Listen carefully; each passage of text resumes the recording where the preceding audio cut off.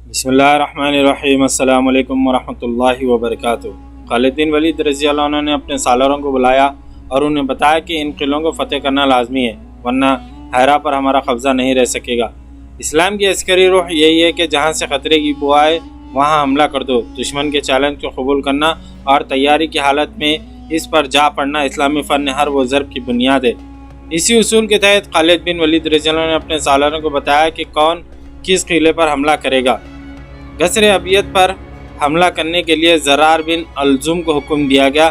ان کے ہمنام زرار ابن خطاب کو غصر عدسین پر حملہ کرنے کا حکم ملا۔ غصر ابن بقیلہ مسنا کے حصے میں آیا۔ خالد بن ولید رضی اللہ عنہ نے حکم دیا کہ ان قلعوں کو فوراً محاصرے میں لے لیا جائے۔ خالد بن ولید رضی اللہ عنہ نے سب سے پہلے 4 قلعے داروں کو پیغام بھیجے کہ وہ اسلام قبول کریں یا جزیہ دے۔ اگر دونوں صورتیں انہیں منظور نہیں تو مسلمانوں کی تلواروں سے کٹنے کے لیے تیار ہو جائیں۔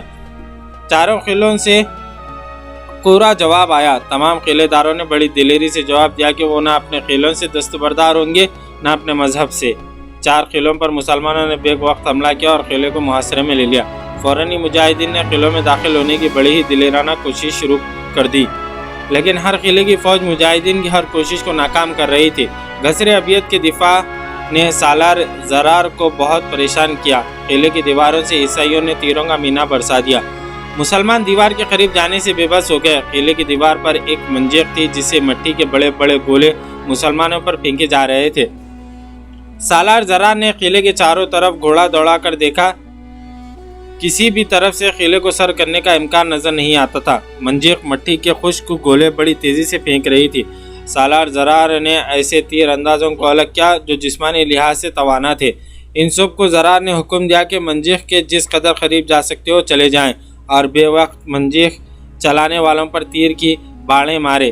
تیر انداز جوش و خروش سے آگے بڑھے، اوپر سے ان پر تیروں کی بوچھاڑیں آئیں اور اس کے ساتھ ہی منجیق کے پھینکے ہوئے مٹی کے گولے بھی آنے لگے۔ کئی مجاہدین تیروں سے شدید زخمی ہو گئے، لیکن اتنے زیادہ تیر بھی ان کا حوصلہ نہ توڑ سکے۔ زرار کے بعض تیر انداز اس حالت میں آگے بڑھتے گئے کہ ان کے جسموں میں 2 3 تیر اترے ہوئے تھے۔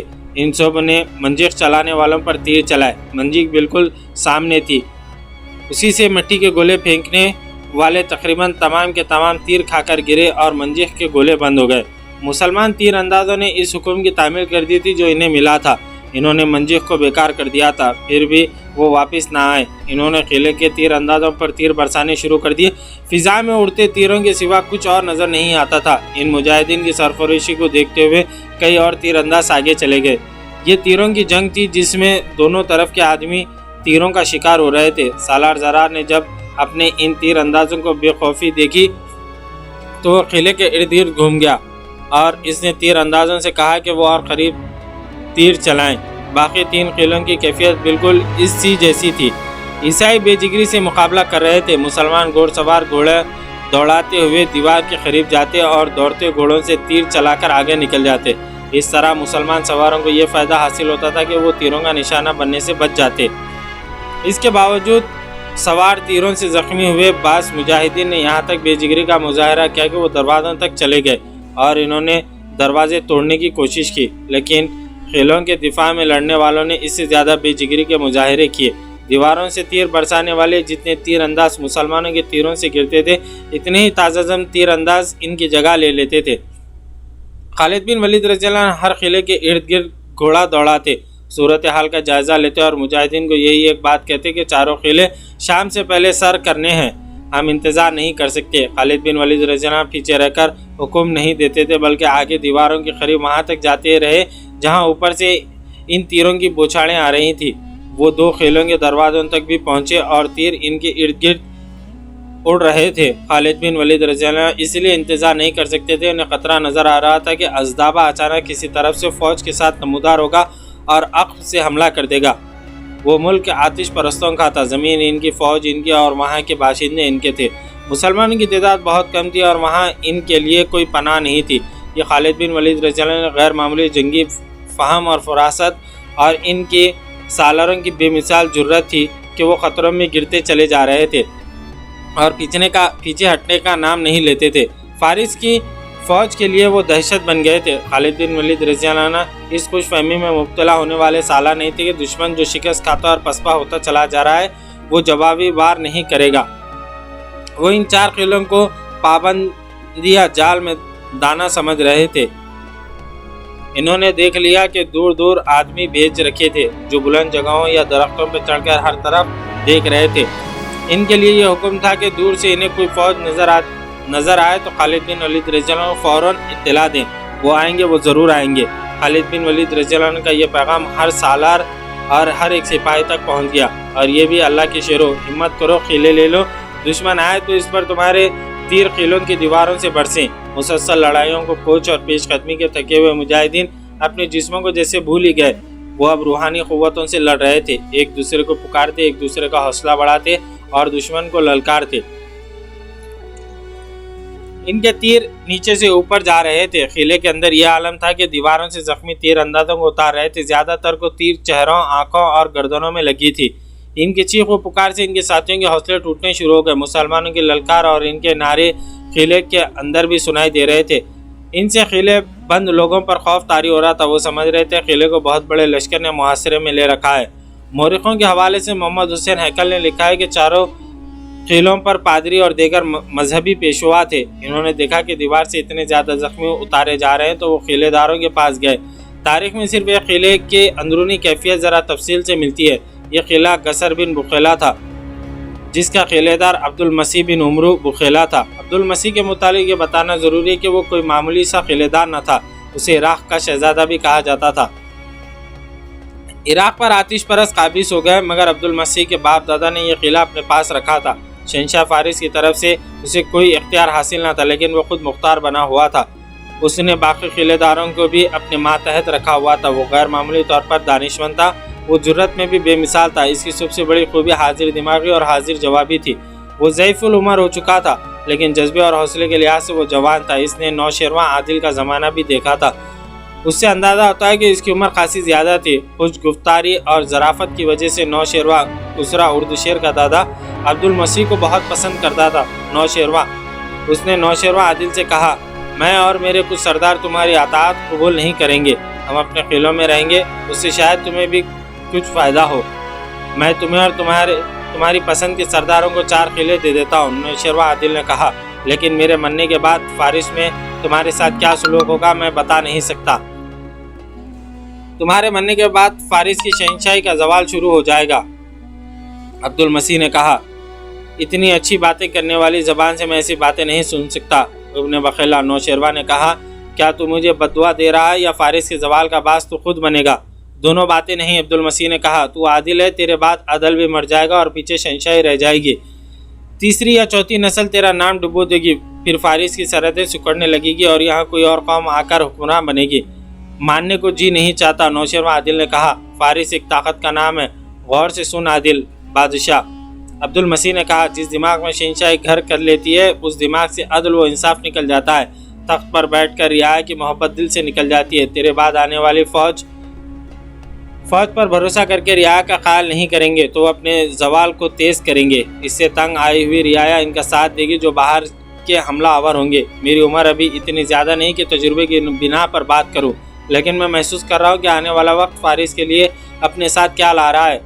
اب عبد المسیح کی عمر اتنی زیادہ ہو گئی کہ کمر جھکتی تھی، کندھے سکڑ گئے تھے، راشا ایسا کہ اس کا سر ہلتا تھا اور ہاتھ کانپتے تھے۔ نوشیروان عادل کی دوسری نسل کا شہنشاہ شکست کے صدمے سے مر چکا تھا اور فارس کا زوال شروع ہو چکا تھا۔ خالد بن ولید رضی اللہ عنہ کے لشکر نے آج عبد المسیح اور اس کے سرداروں کے قلعوں کو محاصرے میں لے رکھا تھا اور اس کے قلعہ بند فوج کا حوصلہ کمزور ہوتا جا رہا تھا۔ اس میں اتنی طاقت نہیں رہی تھی کہ دیوار پر جا کر دیکھتا کہ محاصرے کی اور مسلمانوں کی کیفیت کیا ہے اور مسلمانوں کی نفری کتنی ہے۔ اسے شاید مسلمانوں کی نفری کا اندازہ نہیں تھا۔ مسلمان صرف 18,000 تھے اور انہوں نے 4 قلعوں کو محاصرے میں لے لیا ہوا تھا، بلکہ بڑھ بڑھ کر حملہ کر رہے تھے۔ عبد المسیح اپنے محل میں گیا تو 2 پادری اس کے انتظار میں کھڑے تھے۔ کیا گرجا گھر میں اپنی فتح اور دشمن کی تباہی کی دعائیں ہو رہی ہیں؟ عبد المسیح نے پادریوں سے پوچھا۔ ہو رہی ہیں، بڑے پادری نے جواب دیا۔ اور تم یہاں کیوں آ گئے ہو؟ عبد المسیح نے کہا، جاؤ گرجا گھر کے گھنٹوں کو خاموش نہ ہونے دو، اپنی فوج اور لوگوں کو قتل عام سے اور ان کے گھروں کو لٹ جانے سے بچانے آئے ہیں۔ बड़े पादरी ने कहा, क्या आप नहीं देख रहे कि हमारे कितने सिपाही जख्मी और हलाक हो चुके हैं? क्या आप दुश्मन की ललकार और इसके नारे नहीं सुन रहे? क्या तुम मुझे ये कहने आओ कि मैं हथियार डाल दूं? आपकी जगह कोई और किलेदार होता तो हम ऐसा मशवरा कभी नहीं देते। दूसरे पादरी ने कहा, लेकिन आप दानिशमंद और तजुर्बेकार हैं, जो आप समझ सकते हैं वो कोई और नहीं समझ सकता। हकीकत को देखें, इससे पहले कि मुसलमान किला सर कर लें और किले में दाखिल होकर कत्लेआम और लूट मार करें और हमारी औरतों को अपने साथ ले जाएं, आप किला कुछ शराइत पेश करके इनके हवाले कर दें। ये बहुत बड़ी नेकी होगी। मुझे सोचने दें। अब्दुल मसीह ने कहा, सोचने का वक्त कहाँ है? पादरी ने कहा, ऊपर देखें, मुसलमानों के तीर दीवारों के ऊपर से अंदर आ रहे हैं और वो देखें जख्मियों को कंधों पर उठाकर ऊपर से नीचे ला रहे हैं। क्या आप देख नहीं रहे कि दीवार पर और बुर्जों पर हमारे तीर अंदाजों की तादाद किस तेज़ी से कम होती जा रही है? नाहक खून ना होने दें। किले के बाहर मुसलमानों के हल्ले और तीरों की बौछारें तेज़ हो गई हैं। हालांकि इनके जख्मियों और शहीदों की तादाद बढ़ती जा रही थी। अब्दुल मसीह ने पादरियों की मौजूदगी में खासिद को भेजा कि वो किले के दिफा की सूरत हाल मालूम करके फ़ौरन आए। खासिद ने वापस आकर जो सूरत हाल बताई वो उम्मीद अफजा नहीं थी। दूसरे किलों की कैफियत भी ऐसे ही थी, जो ईसाइयों के हक़ में नहीं जाती थी। किले का दरवाज़ा खुल गया। एक ज़ईफ़ुल उमर आदमी घोड़े पर सवार बाहर निकला। इसके साथ 2-3 सरदार थे। इनमें से एक सरदार ने बुलंद आवाज़ से कहा, वो दोस्ती का पैगाम लेकर बाहर निकले हैं। इनके पीछे किले का दरवाज़ा बंद हो गया। हम तुम्हारे सालार से मिलना चाहते हैं। अब्दुल मसीह के इस सरदार ने बुलंद आवाज़ से कहा। दीवार से तीर आने बंद हो गए। मुसलमानों ने भी तीर अंदाजी रोक ली। खालिद बिन वलीद रज़ियल्लाहु अन्हु किसी ने बताया कि दुश्मन बाहर आ गया है। कौन है वो? खालिद बिन वलीद रज़ियल्लाहु अन्हु ने पूछा। किलेदार अब्दुल मसीह खुद आया है। खालिद बिन वलीद रज़ियल्लाहु अन्हु जवाब मिला। उसे कहो मुझे इसे मिलने की कोई ख्वाहिश नहीं। खालिद बिन वलीद रज़ियल्लाहु अन्हु ने कहा, मैं जानता हूँ वो इन सब का सरदार है। उससे कहो कि शाम तक बाकी तीनों किलेदारों ने भी हथियार ना डाले तो हम इन्हें इस हाल तक पहुँचा देंगे जिसमें वो हमारी हर शर्त कबूल करने पर मजबूर हो जाएंगे। किसी एक को भी ज़िंदा नहीं छोड़ा जाएगा। जब अब्दुल मसीह को पैगाम मिला तो वो जान गया कि फ़तेह आखिर मुसलमानों की ही होगी। उसने उसी वक्त अपने सरदारों को दूसरे किलों की तरह दौड़ाया। दूसरे किले के अंदर भी यही कैफियत थी जो अब्दुल मसीह के किले के अंदर थी। फ़ौजों का हौसला कमज़ोर पड़ गया था और लोगों पर खौफ व हरास तारी था। इन किले के सरदार हथियार डालने के लिए तैयार नहीं थे, लेकिन कोई किलेदार ये नहीं चाहता था कि हथियार डालने में वो पहल करे और ये तहमत इस पर लगे कि हथियार सबसे पहले इसने डाले थे, वरना कोई भी हथियार ना डालता। अब्दुल मसीह का पैगाम मिलते ही इन्होंने तीर अंदाजी बंद कर दी और तीनों किलेदार बाहर आ गए। इन्हें खालिद बिन वलीद रज़ियल्लाहु अन्हु के सामने ले गए। इस वक्त खालिद बिन वलीद रज़ियल्लाहु अन्हु एक घने दरख्त के नीचे खड़े थे। क्या तुमने हमें कमज़ोर समझकर हमारा मुकाबला किया था? खालिद बिन वलीद रज़ियल्लाहु अन्हु ने इन किलेदारों से कहा, क्या तुम भूल गए थे कि तुम अरबी हो? क्या तुम्हें ये भी याद नहीं रहा कि हम भी अरबी हैं? अगर तुम अजमी होते तो भी तुम्हें ये उम्मीद नहीं रखनी चाहिए थी कि तुम इस कौम को शिकस्त दे सकोगे जो अदल व इंसाफ में यकता है और जिसकी तलवार की धाक बैठी हुई है। तो जो कुछ भी कहना चाहता है कह सकता है। ज़ईफ़ुल उमर अब्दुल मसीह ने कहा, तू फातेह है, हमें कुछ कहने का हक़ हासिल नहीं, क्योंकि हम तेरे आगे हथियार डाल दिए हैं। मशहूर मौरख़ अबू यूसुफ ने खालिद बिन वलीद रज़ियल्लाहु अन्हु अब्दुल मसीह के मुकाले में लिखते हुए ये भी लिखा कि अब्दुल मसीह इस कदर बूढ़ा हो चुका था कि इसकी भवें दूध की मानिंद सफ़ेद हो चुकी थी और इतनी नीचे आ गई थी कि इनसे इसकी आंख ढक जाती थी। उसी मौरख़ के मुताबिक खालिद बिन वलीद रज़ियल्लाहु अन्हु अब्दुल मसीह से मुतासिर हुए। तुम्हारी उम्र कितनी है? खालिद बिन वलीद रज़ियल्लाहु अन्हु ने अब्दुल मसीह से पूछा। 200 साल, अब्दुल मसीह ने जवाब दिया। खालिद बिन वलीद रज़ियल्लाहु अन्हु ये जवाब सुनकर बहुत हैरान हुए। इन्होंने इस बूढ़े किलेदार को और ज़्यादा गौर से देखा, जैसे इन्हें यकीन ना आ रहा हो कि ये शख्स 200 साल से ज़िंदा है। किसी भी मौरख़ ने अब्दुल मसीह की सही उम्र नहीं लिखी। वाक़यात से पता चलता है कि इसकी उम्र 100 साल से कुछ ऊपर थी। तूने बड़ी लंबी उम्र पाई है। खालिद बिन वलीद रज़ियल्लाहु अन्हु ने कहा, यह बता कि इतनी लंबी ज़िंदगी में तुमने सबसे ज़्यादा अजीब चीज़ क्या देखी है? नौशेरवां का अदल व इंसाफ, अब्दुल मसीह ने जवाब दिया। इस दौर में हुकूमत इसकी होती थी जिसके बाजू में ताकत और हाथ में तलवार होती थी, लेकिन नौशेरवां ने अदल व इंसाफ के ज़रिए लोगों के दिलों पर फतेह पाए। तुम कहते हो कि मुसलमान अदल व इंसाफ में एकता है? नहीं, मैं नौशेरवां को आदिल मानता हूँ। तुम कहाँ से आए हो? खालिद बिन वलीद रज़ियल्लाहु अन्हु ने अब्दुल मसीह से पूछा, कहाँ के रहने वाले हो? एक गाँव है, अब्दुल मसीह ने जवाब दिया। जहाँ तक कोई औरत भी सफ़र करे तो इसके लिए एक रोटी का एक टुकड़ा भी काफ़ी होता है। क्या तुम अहमक नहीं हो? खालिद बिन वलीद रज़ियल्लाहु अन्हु ने कहा, मैं पूछ क्या रहा हूँ और तुम जवाब क्या दे रहे हो? मैंने पूछा था कहाँ से आए हो? अपने बाप की रीढ़ की हड्डी से। अब्दुल मसीह ने जवाब दिया, तुम किलेदार बनने के काबिल कब हुए?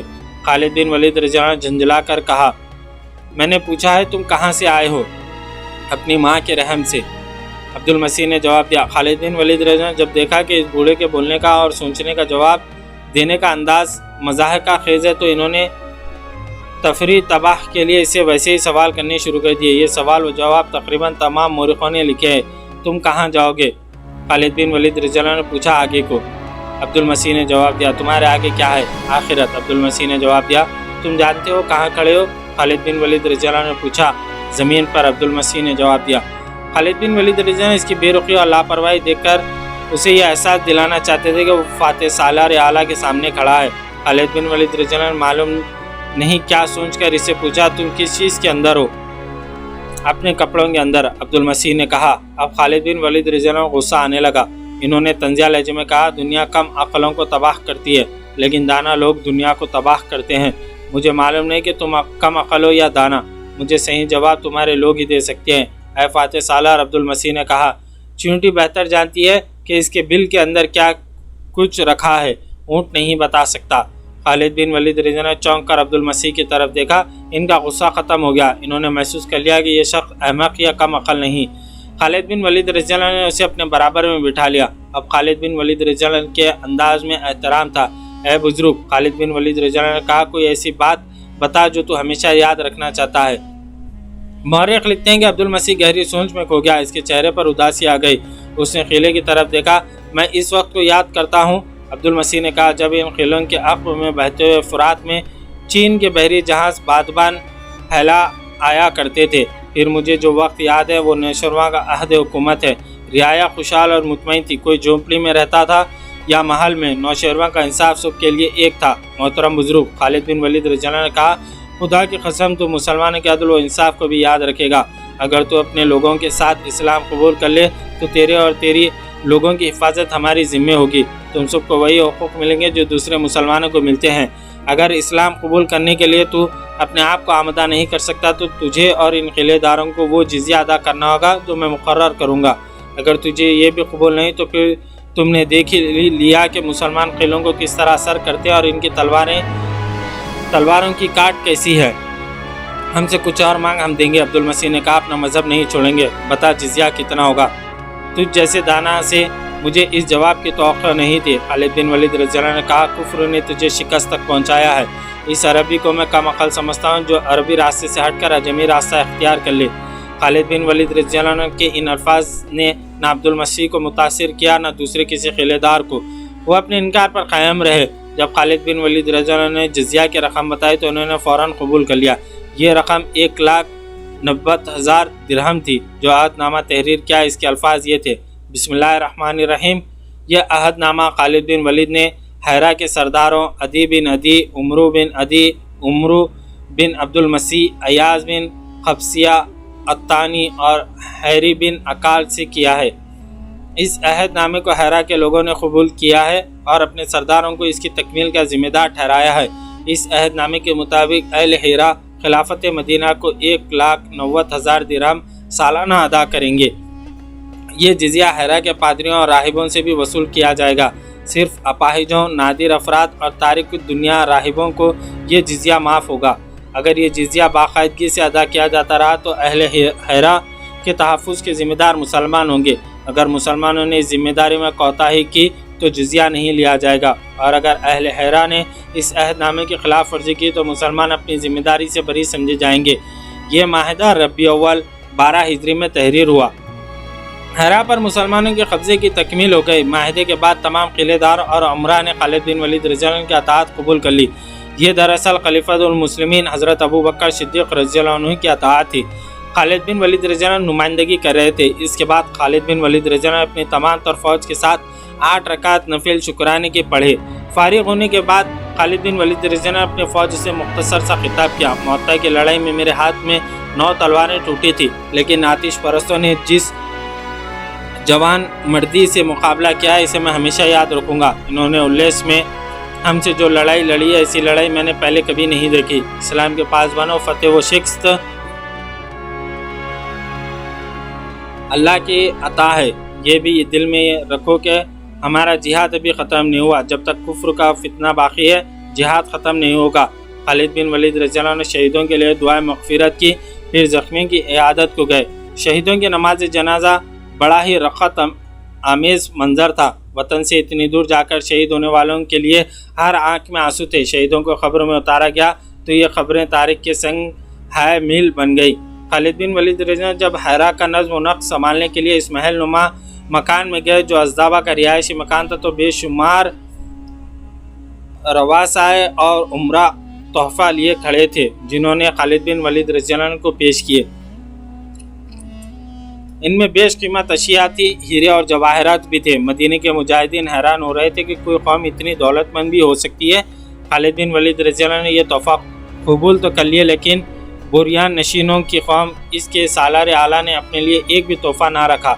तमाम तोहफ़े माल गनीमत के साथ अमीरुल मोमिनीन की खिदमत में पेश करने के लिए मदीने भेज दिए। माल गनीमत ज़्यादा नहीं था क्योंकि हैरा वालों ने जजिया तस्लीम कर लिया और अताअत भी कबूल कर ली थी। ये एक दिलचस्प और अजीब वाक़या हो गया। कुछ बरस पहले की बात है, रसूल अकरम सल्लल्लाहु अलैहि वसल्लम सहाबा कराम अजमईन में बैठे थे और इधर उधर की बातें हो रही थी। बातों का रुख कुफ़ार के इलाकों की तरफ मुड़ गया और जिक्र फारिस की शहंशाही का चल निकला। हैरा इस शहंशाही का बड़ा ही अहम मुकाम था। किसी साहबी ने कहा कि हैरा हाथ आ जाए तो इसे फौजी अड्डा बनाकर कुसरा पर कर्ब जारी लगाई जा सकती है। दो मौरखों ब्लाजरी और तिबरी ने लिखा है कि रसूल अकरम सल्लल्लाहु अलैहि वसल्लम ने फरमाया कि थोड़े अरसे बाद हैरा हमारे कब्ज़े में होगा। ये दोनों मौरख लिखते हैं कि इस महफिल में हैरा की अहमियत और इस इलाके की खूबसूरती की बातें होने लगी। अब्दुल मसीह मशहूर आदमी था। इसकी बेटी थी जिसका नाम करामा था। इसके हुस्न के चर्चे ताजिरों वगैरह की ज़ुबानी दूर दूर तक पहुँचे हुए थे। इसके अपने मुल्क में इसका हुस्न जमाल ज़रबुल मिसल बन गया था। बुलाजरी और तिबरी ने लिखा है कि रसूल अकरम सल्लल्लाहु अलैहि वसल्लम इस महफिल में सीधा सादा और आम सा एक आदमी शुवेल भी मौजूद था। या रसूलुल्लाह सल्लल्लाहु अलैहि वसल्लम, शुवेल ने अर्ज़ की, अगर हैरा फतेह हो गया तो अब्दुल मसीह की बेटी करामा मुझे दे दी जाए। रसूल अकरम सल्लल्लाहु अलैहि वसल्लम मुस्कुराए और इज़राह मजाक कहा, हैरा फतेह हो गया तो करामा बिनते अब्दुल मसीह तेरी होगी। उन मौरखों ने ये नहीं लिखा कि हैरा की फतेह से कितना अरसा पहले ये बात बताई हुई थी। अब हैरा फतेह हो गया। खालिद बिन वलीद रज़ियल्लाहु अन्हु की फ़ौज का एक अधेड़ उम्र सिपाही इस वक्त इनके सामने जा खड़ा हुआ जब कुछ शराइत अब्दुल मसीह और खालिद बिन वलीद रज़ियल्लाहु अन्हु के दरमियान तय हो रही थी। क्या नाम है तेरा? खालिद बिन वलीद रज़ियल्लाहु अन्हु अपने इस सिपाही से पूछा, और मेरे पास क्यों आए हो? सालार आला सिपाही ने कहा, मेरा नाम शुवेल है। खुदा की कसम, रसूल अकरम सल्लल्लाहु अलैहि वसल्लम ने मुझसे वादा फरमाया था कि अब्दुल मसीह की बेटी करामा तुझे दे दी जाएगी। आज हैरा फतेह हो गया है, शहजादी करामा मुझे दे दी जाए। क्या तू कोई गवाह पेश कर सकता है? खालिद बिन वलीद रज़ियल्लाहु अन्हु ने कहा, खुदा की कसम, मैं रसूल अकरम सल्लल्लाहु अलैहि वसल्लम के वादे की खिलाफी वर्जी की जुर्रत नहीं कर सकता, लेकिन गवाह ना हुए तो मैं तेरी बात को सच नहीं मान सकता। शुवेल को दो गवाह मिल गए। वो हैरा की फातेह फ़ौज में मौजूद थे। इन्होंने तस्दीक की कि रसूल अकरम सल्लल्लाहु अलैहि वसल्लम ने इनकी मौजूदगी में शुवेल से ये वादा फरमाया था। रसूल अकरम सल्लल्लाहु अलैहि वसल्लम का वादा मेरे लिए हुक्म का दर्जा रखता है। खालिद बिन वलीद रज़ियल्लाहु अन्हु ने अब्दुल मसीह से कहा, तुझे अपनी बेटी इस शख्स के हवाले करनी होगी, ये भी शराइत में लिख लो। अब्दुल मसीह ने कहा कि मेरी बेटी करामा इस सिपाही को दे दी जाए। ये हुक्म अब्दुल मसीह के घर पहुंचा कि करामा मुसलमानों के सालार आला के पास आ जाए। करामा ने पूछा कि इसे क्यों बुलाया जा रहा है। उसे बताया गया कि मुसलमान सिपाही ने इसकी ख्वाहिश की है और उसे इस सिपाही के हवाले किया जाएगा। ऐसा ना होने दो। घर में जो एक महल की मानिंद था, दूसरी औरतों का शोर उठा। ऐसा ना होने दो। शाही ख़ानदान की एक औरत को हवाले ना होने दो जो अरब का वहशी बद्दू है। मुझे इसके पास ले चलो। करामा ने कहा, इस मुसलमान सिपाही ने मेरी जवानी के हुस्न की बातें सुनी होंगी। वो कोई जाहिल और अहमक लगता है। उसने किसी से ये नहीं पूछा होगा कि ये कब की बात है कि जब मैं जवान हुआ करती थी। बिलाजरी की तहरीर के मुताबिक करामा को खालिद बिन वलीद रज़ियल्लाहु अन्हु के सामने ले जाया गया। शुवेल मौजूद था। इसने एक ऐसी बुढ़िया देखी जिसके चेहरे पर झुर्रियाँ थी और बाल सफ़ेद हो चुके थे। मौरख तिबरी ने करामा की उम्र 80 साल लिखी है। इसके बाप अब्दुल मसीह ने खालिद बिन वलीद रज़ियल्लाहु अन्हु को अपनी उम्र 200 साल बताई थी। बाद मौरखों ने इन उम्रों को तस्लीम नहीं करते। अब्दुल मसीह की उम्र 100 साल से ज़रा ही ज़्यादा थी और करामा की उम्र 60-70 साल के दरमियान थी। बहरहाल करामा ज़ईफ़ उल उमर थी। शुबैल ने उसे देखा तो इसके चेहरे पर जो खुशी के आसार थे वो उड़ गया और मायूस हो गया। अचानक उसे ख्याल आ गया। अमीर लश्कर शुबैल ने कहा, यह शर्त लिख ली गई है कि करामा बिनत अब्दुल मसीह मेरी लौंडी है। अगर यह मुझसे आज़ादी चाहती है तो मुझे रकम अदा करे। कितनी रकम? करामा ने पूछा। 1000 दिरहम। शुबैल ने कहा, मैं अपनी माँ का बेटा नहीं होऊंगा कि 1 दिरहम भी बख्श दूँ। करामा के बूढ़े होंठों पर मुस्कुराहट आ गई। उसने उस खद्दामा को जो इसके साथ आई थी इशारा किया। खद्दामा दौड़ी गई और 1000 दिरहम ले आई। करामा ने ये दिरहम शुबैल के हवाले कर दिया और आज़ाद हो गई। शुबैल का यह आलम था कि 1000 दिरहम देखकर हैरान हो रहा था, जैसे इसके होश गुम हो गए हों। इसने अपने साथियों को जाकर फातिहा ना लेजे में बताया कि इसके साथ धोखा हुआ था। इसने एक ज़ईफ़ उल उमर औरत को जवान समझ लिया था, लेकिन उसने उसे 1000 दिरहम कमा लिए हैं। सिर्फ 1000 दिरहम। उसके साथी ने उससे कहा, तू सारी उम्र अहमक ही रहा। करामा शाही ख़ानदान की औरत है, उसे तो कोई 1000 दिरहम ले सकता है। अच्छा? शुबैल ने मायूस होकर कहा, मैं तो समझा था कि 1000 दिरहम से ज़्यादा रकम होती ही नहीं। इसके साथियों के एक ज़ोरदार ख़ैख़े ने इसे और ज़्यादा मायूस कर दिया। खालिद बिन वलीद रज़ियल्लाहु अन्हु माल गनीमत के साथ तमाम तोहफ़े मदीने भेज दिए। मदीने से खालिद बिन वलीद रज़ियल्लाहु अन्हु के लिए अमीर उल मोमिनीन ने यह पैगाम भेजा कि तोहफ़े अगर माल गनीमत में शामिल हैं या जिज़िये में तो काबिल कबूल हो सकते हैं। अगर नहीं तो जिन्होंने ये तोहफ़े दिए हैं इनसे इनकी कीमत मालूम करके जिज़िये में शामिल कर लो। अगर तुम जिज़िया वसूल कर चुके हो तो तोहफ़ों की रकम इन लोगों को वापस कर दो। खालिद बिन वलीद रज़ियल्लाहु अन्हु इन सब लोगों को बुलाकर इन्हें तोहफ़ों की कीमत अदा कर दी। हैरा की फ़तह के बाद चंद दिनों में खालिद बिन वलीद रज़ियल्लाहु अन्हु वहाँ का नज़्म व नस्ख़ रवां कर दिया और हैरा के अमरा को ही इंतज़ामिया का ज़िम्मेदार बना दिया। मेरे भाइयों, खालिद बिन वलीद रज़ियल्लाहु अन्हु अपने सालारों से कहा, मेरे पास वक्त नहीं है कि मैं यहाँ बैठा रहूँ, लेकिन नज़्म व नक्श की बहाली बहुत ज़रूरी है। इससे ज़्यादा ज़रूरी है कि नज़्म व नक्श को इस बुनियाद पर रवा किया जाए कि लोगों को फ़ायदा पहुँचे, वो सुकून और इत्मीनान महसूस करें, इनकी जान व माल और इनकी इज़्ज़त व आबरू को तहफ़्फ़ुज़ हासिल है। खुदा की कसम, मैं इन लोगों पर, ईसाइयों पर और इन आतिश परस्तों पर साबित करूँगा कि इस्लाम वो मज़हब है जो जुल्म को बहुत बड़ा गुनाह समझता है। रिया को अपनी औलाद समझो। क्या तुमने नहीं देखा कि मैंने नज़्म व नक्श इन्हीं लोगों के हवाले कर दिया है? रब्बे काबा की कसम, मैं इन पर अपना हुक्म नहीं ठूंसूंगा। अपना हुक्म ना ठूंसने के नतायज चंद दिनों में सामने आएंगे। इस्लाम का बुनियादी उसूल यही था कि लोगों के दिल जीतो, मगर दिल जीत कर इन्हें धोखा ना दो, इन्हें इनके हुकूक दो। खालिद बिन वलीद रज़ियल्लाहु अन्हु ने इस्लाम के पहले सालार थे जिन्होंने मदीने से निकलकर किसी दूसरी कौम के इलाके फ़तेह किया और इन्हें इस्लाम के इस बुनियादी उसूल पर अमल करने का मौका मिला। मिस्र के मोहम्मद हुसैन अकल ने बहुत से मौरिखों का हवाला देकर लिखा है कि खालिद बिन वलीद रज़ियल्लाहु अन्हु ने दुश्मन के सर उड़ाने शुरू किए तो फुरात को लाल कर दिया और ऐसे किसी आदमी को जिंदा ना छोड़ा जिसकी तरफ से दीन इस्लाम को ज़रा सा भी ख़तरा था। खालिद बिन वलीद रज़ियल्लाहु अन्हु ज़ाती दुश्मनी के क़ाइल नहीं थे। मुतासिब तारीख़दानों ने खालिद बिन वलीद रज़ियल्लाहु अन्हु को जालिम सालार कहा, लेकिन खालिद बिन वलीद रज़ियल्लाहु अन्हु ने जो भी इलाका फ़तेह किया वहाँ का इंतज़ाम मफ्तू, उम्रा और विरसा के हवाले कर दिया। अलबत्ता इनके निगरान यानी बालाई हक्काम मुसलमान मुकर्रर किए जाते थे। हैरा को फ़तेह करके खालिद बिन वलीद रज़ियल्लाहु अन्हु ने सारे फ़ारिस को फ़तेह नहीं कर लिया था, बल्कि खालिद बिन वलीद रज़ियल्लाहु अन्हु ख़तरों में गिर गए थे। आतिश परस्त इन पर चारों तरफ से हमले कर सकते थे। अगर बड़े पैमाने पर हमला ना करते तो शब व खून मारकर मुसलमानों की फ़ौज को नुकसान पहुंचा सकते थे, लेकिन आतिश परस्तों ने ऐसी कोई कार्रवाई नहीं की। इसकी और कई वजूहात थी, जिनमें एक ये थी कि मफ्तूह इलाक़ों के लोग मुसलमानों के सलूक से मुतासिर होकर इनके हामी और माउन बनते जाते थे। हैरा और नवाही इलाके में देर नातिफ नाम की एक बस्ती थी जो ईसाइयों की बस्ती कहलाती थी। वहाँ एक बहुत बड़ा गिरजाघर था जिसके पादरी का नाम सलूबान बिन नस्तूना था। वो ईसाइयों का मजहबी पेशवा ही नहीं, इनका अस्करी कायद भी था। वो मैदान जंग में कभी नहीं गया था, लेकिन जंग व जिदाल के फ़न व हर्ब में महारत रखता था। फ़ारिस के ईसाई ललकार कर मुसलमानों के मुकाबले में आए थे और मुसलमानों की तलवारों और बर्चियों से बुरी तरह कटे थे। ऐसे ईसाइयों की तादाद खासी कम हो गई थी जो लड़ने के काबिल थे। बूढ़े जिंदा रह गए थे या औरतें जिंदा थीं। सलूबान नस्तूना अक्सर कहा करता था कि मज़हब सिर्फ एक ज़िंदा रहेगा और वो ईसाइयत होगा, ज़रतीश रहेगा ना मदीने का इस्लाम। इसने अपने वाद में कई बार कहा था, सब मिट जाएंगे और ज़मीन पर यीशु मसीह की हुकूमत होगी। हैरा फतेह होने तक लड़ने वाले हज़ार ईसाई मिट गए थे, बाकी मुसलमानों के डर से भागकर इधर उधर जा छुपे थे। इनके सरकर्दा अफराद ने पादरी सलूबान बिन नस्तूना के साथ रब्ता रखा हुआ था। सलूबान ने कोशिश की थी कि ईसाइयों को एकता और मुत्तहिद करके मुसलमान पर शबखून मारने के लिए तैयार करे, लेकिन ईसाइयों पर मुसलमानों की ऐसी दहशत बैठ गई थी कि वो शबखून और छापा मार जंग के लिए तैयार न हुए। मुक़द्दस बाप। एक रात एक नामवर जंगजू ईसाई शुमेल बुरजाना ने पादरी सलूबान बिन नस्तूना से कहा, क्या तुम इस पर यकीन रखते हो कि गिरजे की घंटियां और तुम्हारे आवाज़ इस तबाही को रोक लेंगे जो हमारी तरफ तेज़ी से बढ़ी आ रही है? नहीं, पादरी सलूबा ने कहा, मेरे आवाज़ और गिरजे के घंटों की आवाज़ अब इस तबाही को नहीं रोक सकते।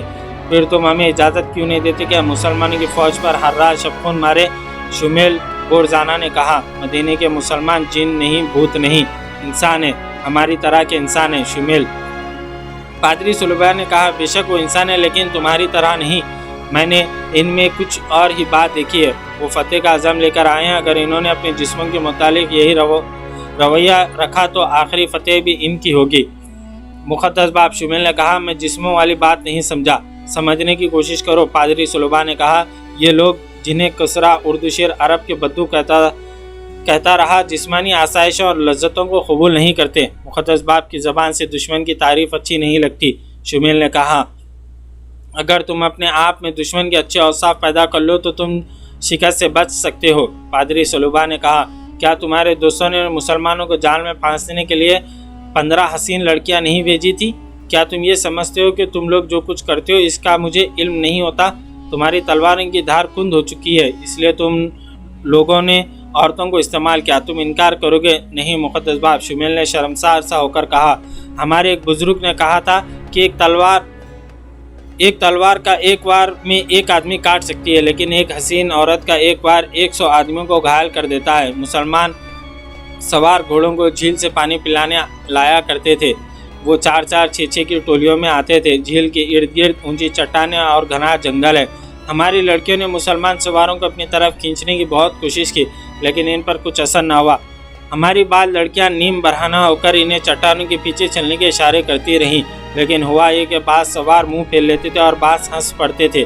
और मुझे ये भी मालूम है शुमेल, पादरी सलूबा ने कहा, कि तुम लोगों ने मुसलमानों की गश्ती संतरियों को भी फंसाने की कोशिश की थी, और तुम लोगों ने यह भी सोचा था कि मुसलमान के सालारों और खालिद बिन वलीद रज़ियल्लाहु अन्हु को कत्ल करने के लिए लड़कियों को इस्तेमाल किया जाए। हाँ मुक़द्दस बाप, शुमेल ने कहा। इस तरह यहाँ पर 35वीं क़िस्त अपने अख्ताम को पहुँची। कल हम इंशाअल्लाह 36वीं क़िस्त लेकर आपकी खिदमत में हाजिर होंगे। जज़ाकल्लाह खैर।